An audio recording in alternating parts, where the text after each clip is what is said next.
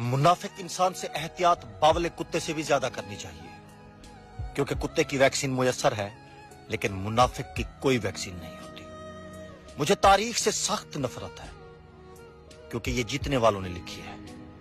कोई नहीं बता सकता हारने वालों पर क्या गुजरी। दौलत एक झटके में, खूबसूरती एक बीमारी से और इज्जत एक गलती से फना हो जाती है। इसलिए तीनों चीजों पर कभी तकब्बुर न करें। यहां शराब पीने वालों को सजा दी जाती है और बनाने वालों को लाइसेंस। जब दिल में मैल और तबीयत में जिद, लफ्जों में मुकाबला आ जाए तो आप जीत जाते हैं लेकिन रिश्ते हार जाते हैं।